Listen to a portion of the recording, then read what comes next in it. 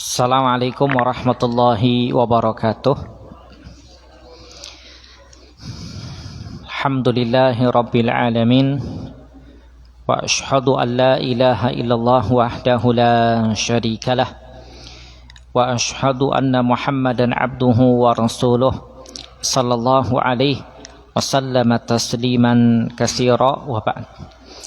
Ikhwani wa akhwati fiddin, a'azzani Allah wa iyyakum jami'a. Alhamdulillah, pada kesempatan sore kali ini masih kita melanjutkan pembahasan tentang kalimatu tauhid la ilaha illallah. Keutamaan-keutamaannya, kemudian madluluha, ya, sisi pendalilannya, kemudian syurutuha, ya, syarat-syaratnya, dan juga nawaqiduha, pembatal-pembatalnya. Nah, yang akan kita bahas di sini adalah pembahasan yang pertama tentang keutamaan daripada kalimat tauhid la ilaha illallah. Dan perlu diketahui bahwa kalimat tauhid la ilaha illallah itu adalah merupakan khairul kalimat, kalimat yang terbaik, paling agung, ya, paling mulia dan paling bermanfaat. Ya, maka ini jadi ya pembahasan pertama yang dibawakan oleh Syekh Abdul Razak hafizahullah, di mana ya pembahasan ini sebetulnya diambil dari kitab beliau tentang fikih al-ad'iyah wal azkar, fikih tentang doa dan zikir. Cuman ya diminta dari beberapa muridnya untuk dijadikan risalah mustaqillah, risalah yang tersendiri, maka jadilah pembahasan ini. Ikhwani wa akhwati fiddin, a'azzani Allah wa iyyakum jami'a. Sebelum kita menyebutkan tentang keutamaan-keutamaan yang akan beliau sebutkan, perlu diketahui bahwa kalimat yang agung ini, kata beliau, memiliki fadail azimah, memiliki keutamaan-keutamaan yang agung, ya, yang tidak mungkin seseorang untuk bisa menghitungnya. Sehingga kalimat ini, kalimat la ilaha illallah ini afdalul kalimat, kalimat yang paling afdal, yang paling agung. Bahkan kata beliau, wali ajliha khuliqatil khaliqah. Karena kalimat la ilaha illallah ini, maka para makhluk pun diciptakan. Wa ursilatir rusul. Bahkan karena la ilaha illallah ini diutuslah para rasul. Wa unsilatil kutub. Bahkan karena la ilaha illallah ini diturunkanlah kitab-kitab. Ya. Wa biha, bahkan dengan kalimat la ilaha illallah ini iftaraqan nas. Manusia pun terpecah. Ila mu'minin wa kufar, ada yang mukmin, ada yang kafir. Wa su'adai ahlil jannah wa ashqiyai ahlin nar, dan manusia pun terpecah, ada orang-orang yang bahagia, yaitu penduduk surga, dan ada manusia yang termasuk kelompok, ya, mereka sengsara, yaitu penghuni neraka. Fahiyal urwatul wuthqa. Bahkan kalimat la ilaha illallah itu adalah tali yang kuat. Wahia kalimatut taqwa, dan dia adalah kalimat taqwa. Wahia a'zam arkanid din. Bahkan kalimat ini adalah rukun terbesar dari agama ini. Wa ahammu syu'abil iman, dan cabang iman yang paling penting. Ya, karena kata Nabi, ya, bahwa al-iman bid'un wa sab'una syu'bah. Iman itu 70 lebih cabangnya. A'laha, paling tingginya adalah la ilaha illallah. Itu ini. Ya. Bahkan kata beliau, wahia sabilul fauzi bil jannati wan najati minan nar. Bahkan kalimat ini adalah jalan kemenangan bil jannah, untuk mendapatkan surga, wan najah minan nar, dan selamat dari neraka. Wahia kalimatun syahadah, inilah kalimat syahadah. Wa miftahu dari sa'adah, dan kunci dari sa'adah, tempat kebahagiaan. Wa asluddin, dan pokok agama. Ya. Sehingga beliau menyebutkan nanti banyak ya tentang keutamaan-keutamaan ini. Maka cukuplah beliau membawakan firman Allah Ta'ala dalam surah Al-Imran, syahidallahu annahu la ilaha illahu. Ya, Allah Subhanahu wa Ta'ala bersaksi tentang dirinya bahwa ya annahu, bahwa dia Allah Ta'ala la ilaha illahu, tidak ada ilah yang berhak dan benar disembah melainkan dia. Wal malaika, dan malaikat-malaikat pun bersaksi. Wa ulul ilmi, dan juga orang yang diberi ilmu, qaimam bil qist, yang tegak dengan keadilan. La ilaha illa huwal azizul hakim, dalam surah Al-Imran ayat 18. Ya. Maka Allah Subhanahu wa Ta'ala pun tatkala menyebutkan di dalam Al-Quran bahwa kalimat la ilaha illallah itu adalah subdata da'watir rusul, inti daripada dakwahnya para rasul.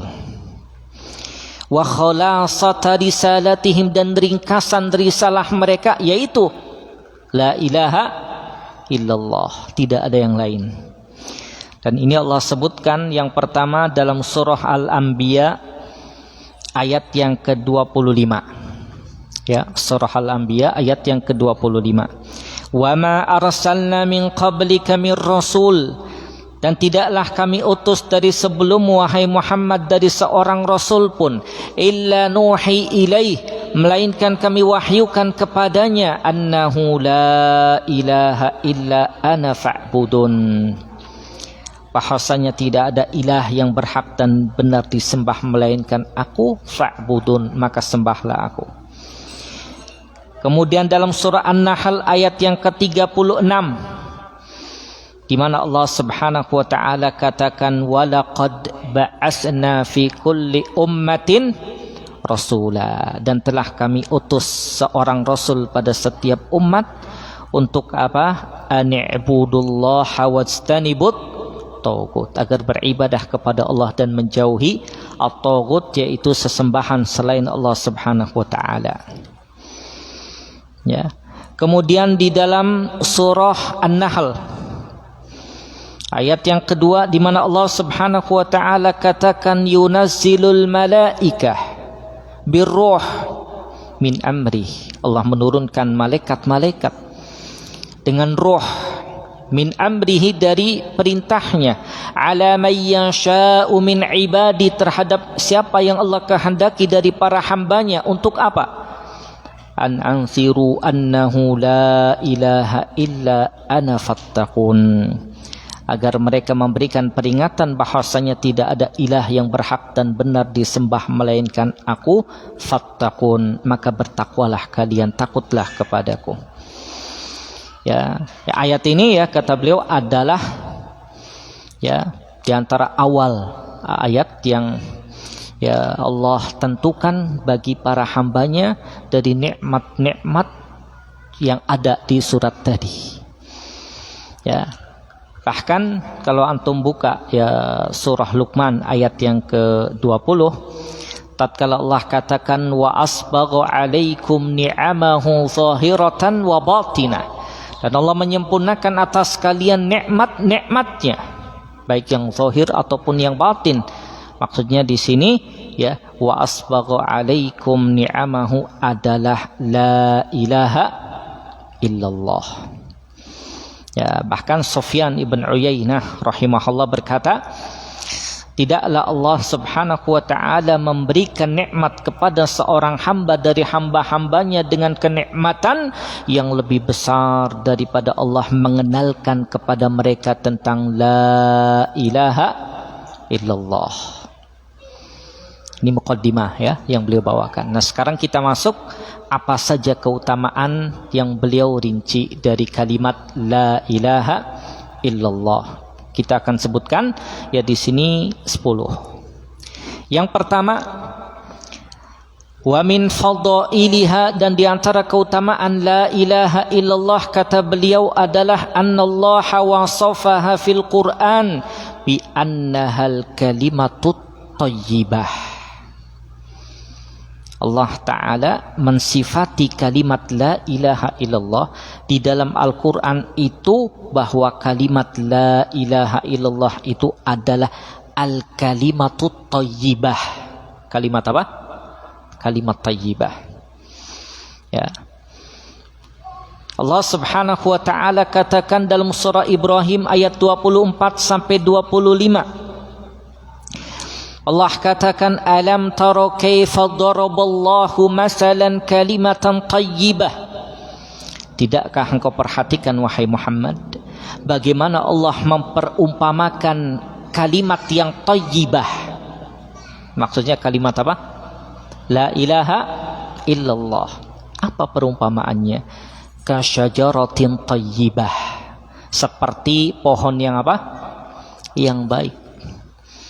Ya, pohon yang subur.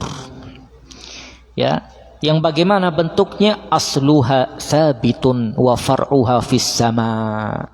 Yang akarnya ya itu nancap ke dalam, kuat, kokoh. Wa far'uha fis sama, dan rantingnya menjulang kemana? Ke langit. Ya, tu'ti ukulaha, yang menumbuhkan ya tanamannya, makanannya itu buah-buahannya, yang menumbuhkan buah-buahan yang bisa dimakannya itu kullahinin biizni rabbiha, setiap waktu. Kalau antum nanam mangga ya, biasanya ya setahun berapa kali? Sekali atau 2 kali. Nah, ini kalau kalimat thayyibah tu'ti ukulaha kullahinin biizni rabbiha, menumbuhkan buah-buahannya itu setiap waktu dengan izin Allah Subhanahu wa Ta'ala. Wa yadribullahu al-amthala lin-nasi la'allahum yatazakkarun, dan Allah memperumpamakan perumpamaan bagi manusia itu la'allahum yatazakkarun, agar mereka ingat kepada Allah Ta'ala. Jadi ini yang keberapa tadi? Yang pertama. Kemudian yang kedua, wahiyal qawlu sabit fi qawlihi ta'ala yusabbitullahu allazina amanu bil qawli sabiti fil hayati dunya wa fil akhirah. Bahwa kalimat la ilaha illallah itu adalah al qawlu sabit, ucapan yang sabit, yang kokoh dan teguh, ucapan yang kokoh ya, qawlu sabit. Ya, sebagaimana dalam firman Allah Ta'ala surah Ibrahim ayat 27, Allah mengokohkan, menguatkan orang-orang yang beriman bil qawli sabit, dengan ucapan sabit, yaitu ucapan la ilaha illallah fil hayati dunya wa fil akhirah, di kehidupan dunia dan akhirat ini. Ya, di kehidupan dunia dan akhirat. Makanya kalau antum ingin dikokohkan kalimat la ilaha illallah, maka jadikanlah iman itu sebagai dasarnya. Iman, tauhid, aqidah, maka Allah akan kokohkan dengan bil qauli sabit, ya, dengan ucapan yang kokoh, yaitu la ilaha illallah di kehidupan dunia dan akhirat.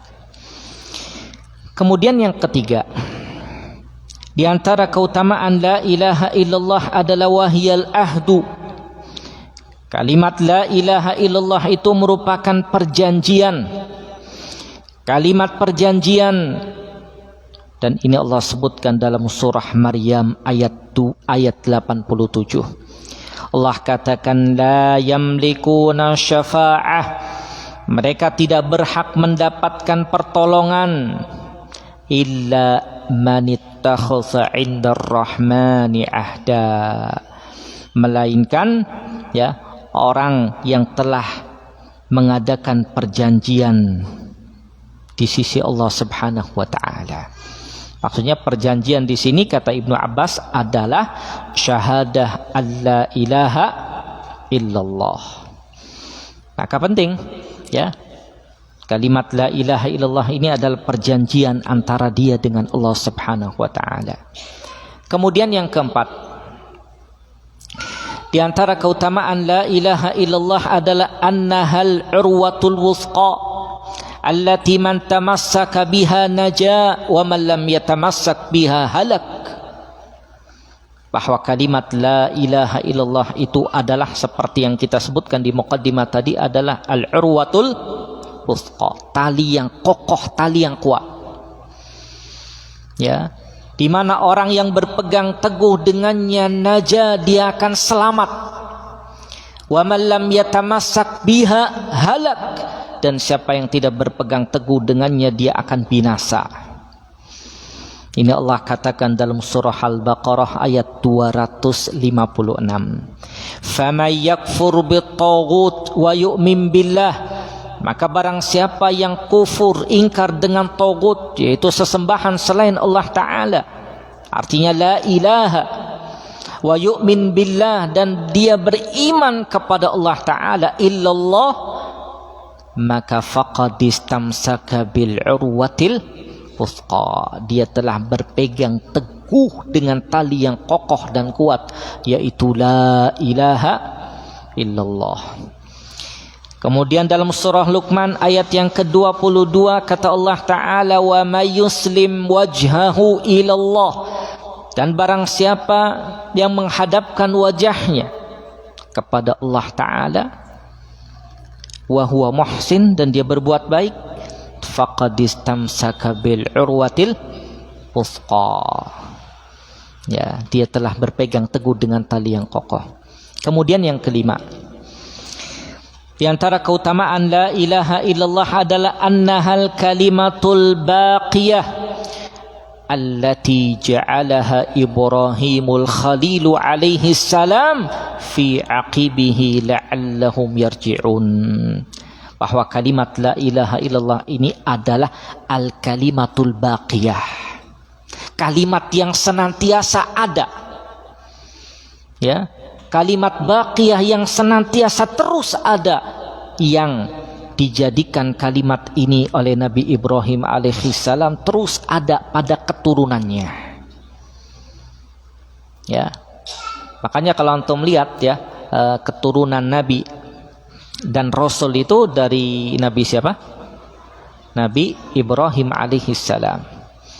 Ya, kalimat al-baqiyah yaitu kalimat la ilaha illallah yang terus dijadikan oleh Nabi Ibrahim al-Khalil fi aqibihi, terus pada keturunannya, la'allahum yarji'un, agar mereka tetap kembali kepada Allah Ta'ala. Ini Allah kisahkan dalam surah Az-Zukhruf ayat 26 sampai 28. Allah kisahkan tentang nabinya Nabi Ibrahim, wa iz qala Ibrahimu li abihi wa qaumi, dan ingatlah tatkala Nabi Ibrahim berkata kepada bapaknya dan kaumnya, innani bara'um mimma ta'budun, sesungguhnya aku ini berlepas diri dari apa yang kalian sembah, berlepas diri, illallazi fatarani, kecuali yang telah menciptakan aku, itu siapa? Allah Ta'ala. Fa innahu sayahdin, maka dia Allah yang terus akan memberikan petunjuk. Wa ja'alaha, lihat, dan Nabi Ibrahim menjadikan itu sebagai kalimatan baqiyah, kalimat yang terus senantiasa ada, kalimat baqiyah fi aqibihi, pada keturunannya, la'allahum yarji'un, agar mereka kembali kepada Allah Ta'ala. Kemudian yang keenam, kalimat la ilaha illallah itu adalah kalimatut taqwa. Kalimat apa? Kalimat taqwa. Ya. di mana Allah Subhanahu wa taala ya menjadikan para sahabat Rasulullah sallallahu alaihi wasallam berhak untuk kalimat ini. Allah katakan dalam surah Al-Fatah ayat 26, "Idz ja'alal ladzina kafaru fi qulubihimul hamiyata hamiyatal jahiliyah." Ingatlah ya, tatkala Allah tanamkan pada orang-orang kafir, pada hati-hati mereka itu apa?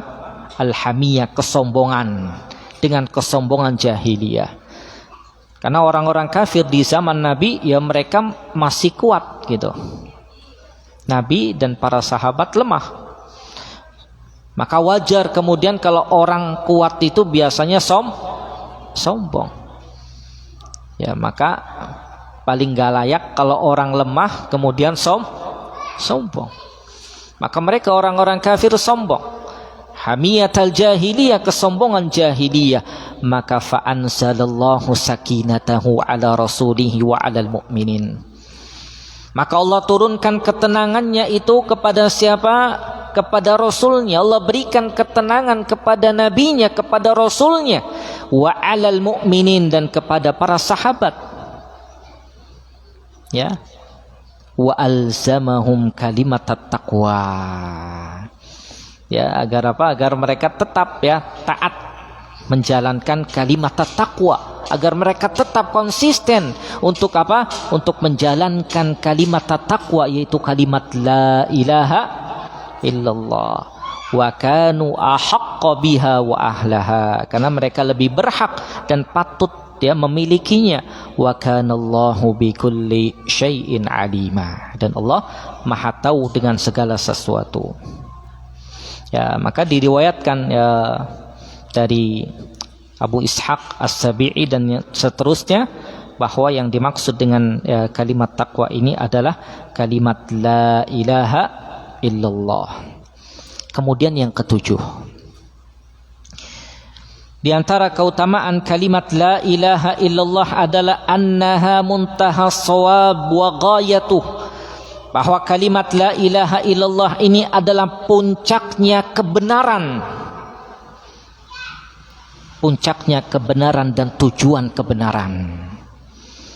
Ya, Allah katakan ya di dalam surah An-Naba ayat 38. Allah katakan yauma yaqumur ruh wal malaikatu saffa. Dan ingatlah di hari tatkala malaikat Jibril berdiri. Roh di sini Jibril. Ya. Ada yang mengatakan ruhun nas, ada yang mengatakan malaikat Jibril. Wal malaika saffa, dan juga malaikat-malaikat mereka berdiri ya bersaf-saf. La yatakallamun, tidak ada yang berbicara pada hari itu, illa man azina lahur rahman, kecuali yang diizinkan oleh Ar-Rahman, oleh Allah Ta'ala. Wa qala sawaba, maksudnya sawaba di sini adalah la ilaha illallah. Yang dimaksud dengan sawaba, kata Ibnu Abbas ya, adalah bisyahadah alla ilaha illallah, inilah muntaha sawab, puncak kebenaran. Dan Ikrimah ya juga berkata as-sawab di sini adalah waqala sawaba la ilaha illallah. Kemudian yang ke-8, wa min fadhailiha, dan diantara keutamaan la ilaha illallah adalah annaha hiya da'watul haqq, bahwa kalimat la ilaha illallah ini adalah kalimat seruan yang benar, doa yang benar. Ini Allah katakan dalam surah Ar-Ra'd ayat 14, lahu da'watul haqq, dan bagi Allah Subhanahu wa ta'ala adalah dakwah seruan yang benar, yaitu kalimat la ilaha illallah. Wallazina yad'una min dunih, dan berhala-berhala yang mereka sembah dari selain Allah Ta'ala, la yastajibuna lahum bisyai', tidak bisa memberikan sedikit pun kepada mereka, illa kabasiti kaffaihi ilal ma' liyablugha fahu wa ma huwa bibalighi, melainkan ya seperti orang yang membukakan kedua telapak tangannya ke air, ya, kemudian ingin sampai ke mulutnya, padahal airnya jatuh kemana? Ke bawah, jadi nggak bakalan nyampe. Ya, wa ma du'aul kafirina illa fi dhalal, dan tidaklah seruan orang-orang kafir kecuali berada pada kesia-siaan belaka. Kemudian yang ke-9, di antara keutamaan la ilaha illallah adalah annaha hiya rabitatul haqiqiyah, bahwa kalimat la ilaha illallah ini adalah kalimat,